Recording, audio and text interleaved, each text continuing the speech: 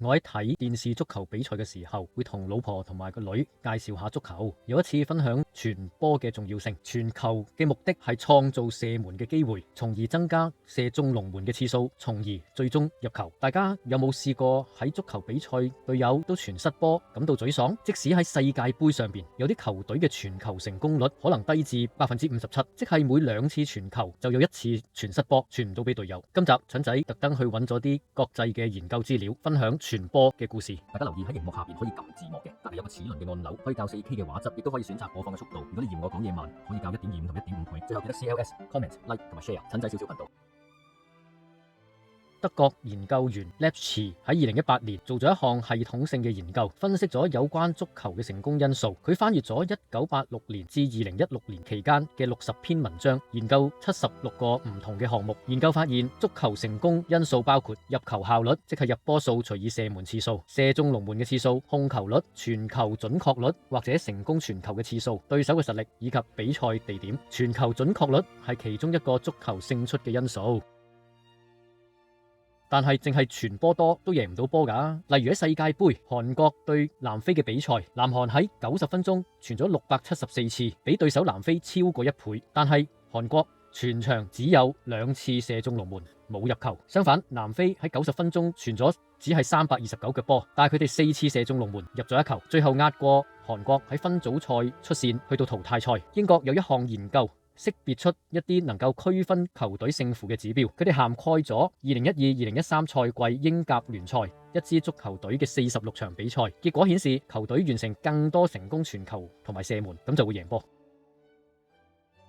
第3篇文章，2018年俄羅斯世界盃同埋2014年巴西世界盃嘅成功因素，提供咗一啲描述嘅統計。每場比賽傳球平均447次，由156次到1115次，傳球準確率平均為79.97%，即係大概80%，範圍由57%到93%。傳球準確率平均為79.97%，即係世界盃球隊都有平均20%嘅傳球失誤，每5球傳失1次。即使喺世界盃上邊，有啲球隊嘅傳球成功率可以低至57%，即係每2次傳球有1次失敗，傳唔到俾隊友。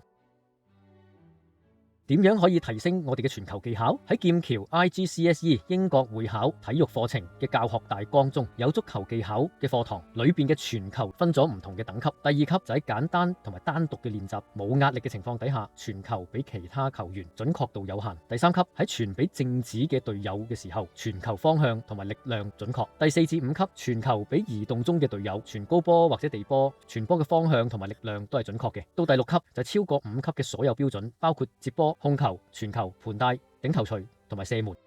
蠢仔喺呢個級數裏邊再加以擴展，自己設計咗7至9級。第7級就喺訓練承受壓力嘅時候，傳球俾靜止或者移動嘅隊友，傳高波或者地波，傳球方向同埋力量準確度都係良好嘅。第8級喺競技比賽裏邊承受壓力嘅時候，傳球俾靜止或者移動嘅隊友，傳高波或者地波，傳球嘅方向、力量嘅準確度都係良好。到第9級以上嘅東西加埋，喺競技比賽中承受壓力嘅時候，準確度良好不特止，而且係雙腳都可以傳球，好少出現失誤。